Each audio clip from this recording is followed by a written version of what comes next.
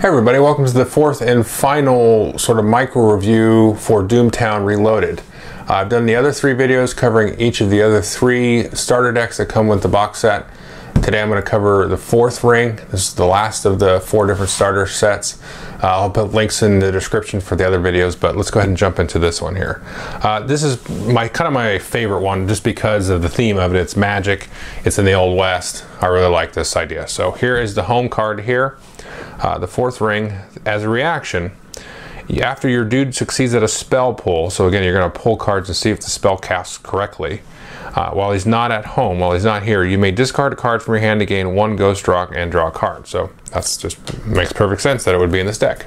Next card here we have here is Bobo. He's an abomination.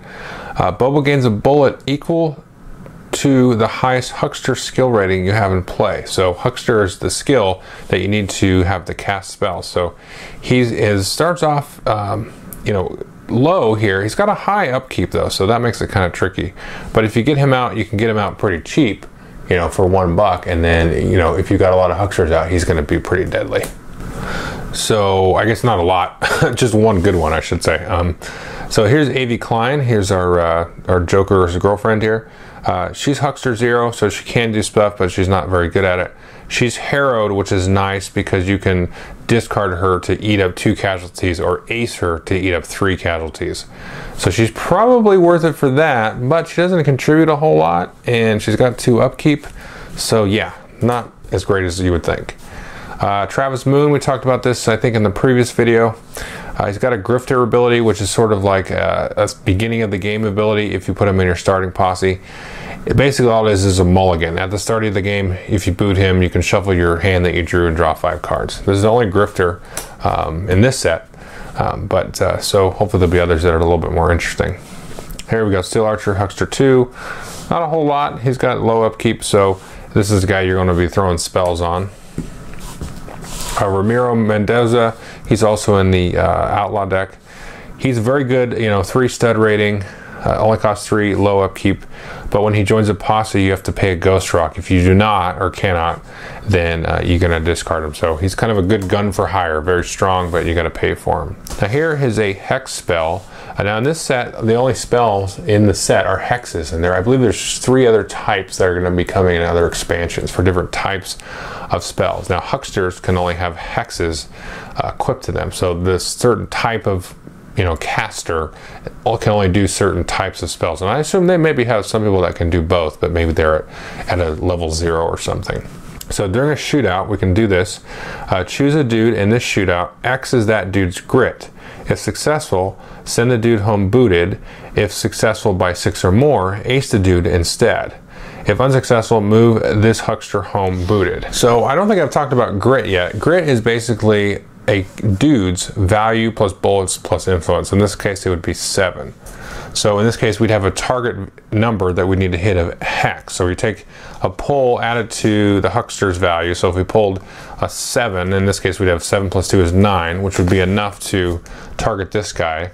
And then again, we'd send the dude home booted if we had 6 or more, or we were successful by 6 or more. Above and beyond that, we can ace the dude instead. So it's a nice little sort of soul blast, just kind of jack him up right there. So another soul blast here.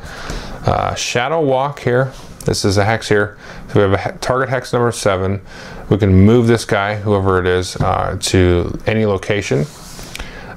During a shootout, move this huckster to join your posse. You may make another shootout play. So that's pretty cool. You can get him in there, just kind of shadow walk him over there, and then do something else. So here's Bobo again.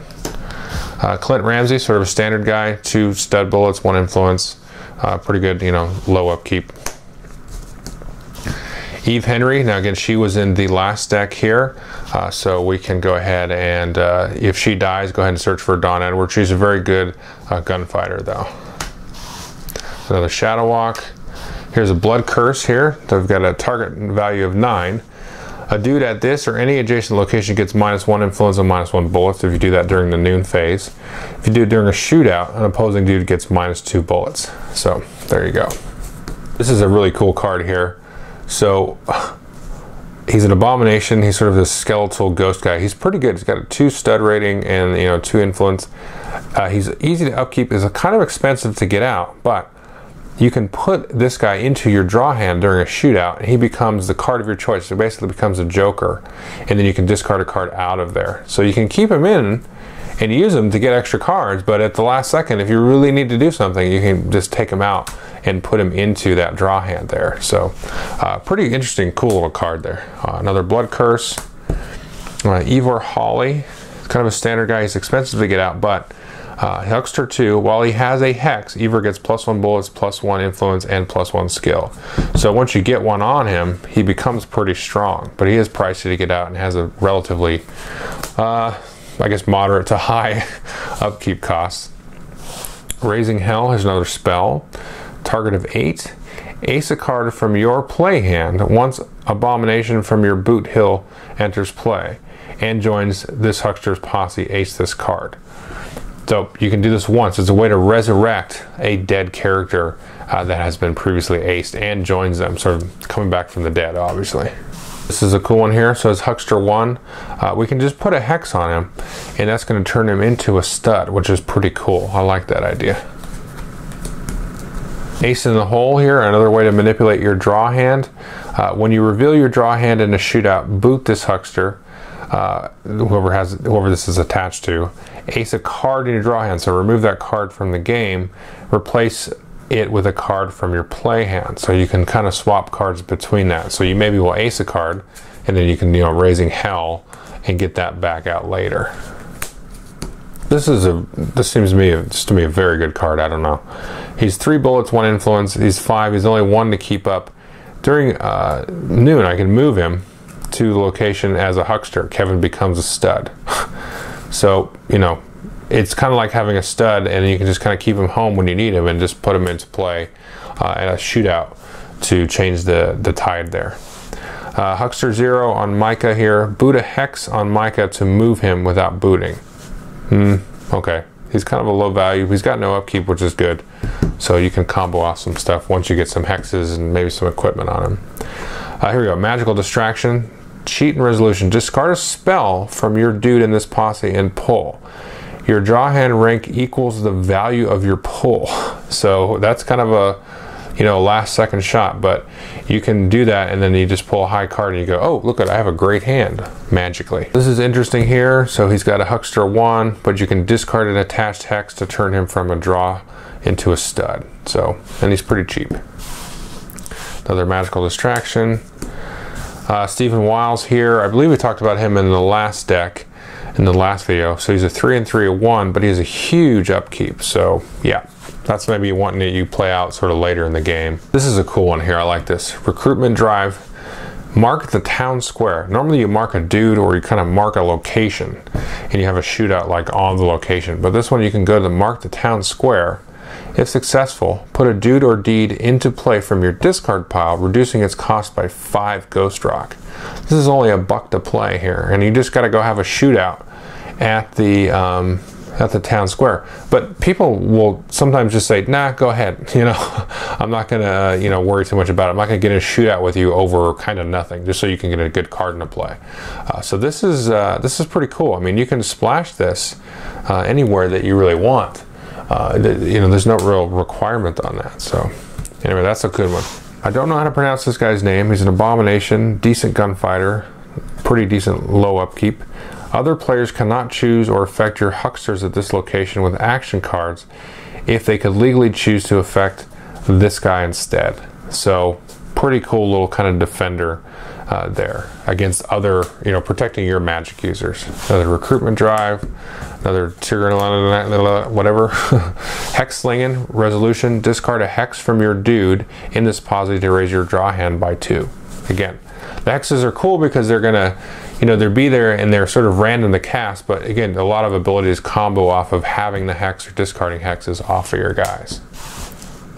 Carter's Bounties. Move your dude into your posse from any location, so that's cool.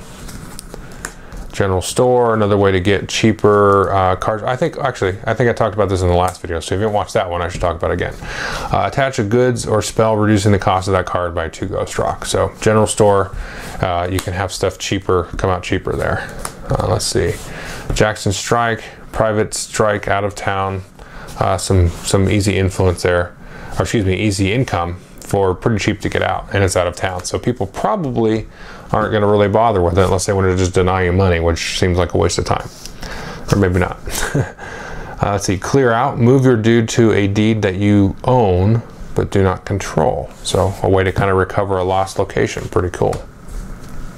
Another Jackson strike. Pharmacy.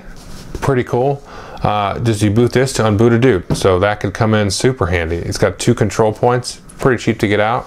You know, it's got +1 on there. So that's a nice little handy location that I would see in just about any deck. Another pharmacy. Clear out. Here's another one. Undertaker. This deed's controller gains 2 Ghost Rock each time a dude is aced. So that is pretty interesting. I don't know what to say about that, you know. I think you do see, you know, people get aced, not a whole ton, but, you know, you're going to get 2 Ghost Rock. I mean, so it's just kind of, yeah, it happens. Morgan Research Institute, this one's also in the Morgan Cattle Ranch deck. Raise or lower the skill rating of a dude at this location by 2. So another spot that you can put your hucksters at, you know, have them casting spells, but it seems better to me for the invention to actually get the thing out into play. Like this one here, taking you with me. After you take casualties for losing a round of a shootout, your opponent takes 1 casualty unless each dude in their posse has higher bullets than the highest bullets among your casualties. So anyways, it's a nice little revenge, you know, kind of turn the tables on somebody that just jacked you up. Let's see here. Choose your dude at this location and pay any amount of Ghost Rock. Each other player may then pay amount of Ghost Rock. If you pay at least 4 more Ghost Rock than any other player, your dude permanently gains 1 control point. So another way to get, you know, make guys be worth control points. And they're taking you with me. Undertaker, Buffalo Rifle here. If this dude is adjacent to the location of a shootout or a job's mark, they can join a posse without moving or booting, even if booted. So that's just a way to get somebody in there. Put that on one of your guys that doesn't need a gun. Coach comes to town, mark the town square again. If successful, gain 4 Ghost Rock. If not, each player with a dude in the opposing posse gains 4 Ghost Rock. So that could be a cool, interesting, just sort of gunfight over a whole bunch of money. Doyle's house here. Mystical react boot. If this dude makes a pull or is in a posse, you may discard the pull or a card from your draw hand to replace it with this card. If the discarded card was a 2, raise your draw hand by rank 1. Yeah, I don't know. It's really specific and I don't understand it, so I feel like I'm missing something. Another one of these. This is a Joker. If you didn't see my last video, this card is only used for draw hands and pulls. Basically, it's any card you want. So if you need to pull, you know, if you're trying to build a hand, you can set it. And then the card is actually removed from the game. So you can have 2 of these in your deck at most, and then they're kind of a one-time shot. Last 2 cards here. There's another Doyle's House, which I don't understand. And then this one here, Arnold McCadish. You can react, pull, boot. When a dude is discarded, not aced, as a casualty, if the pull is higher than the dude's value, send the dude home booted instead. That's a little kind of chancy, you know, death prevention card. So that is the 4th Circle card deck. Probably my most fun deck. I think the best deck is the Sloan Gang, but you know, they just seem to really work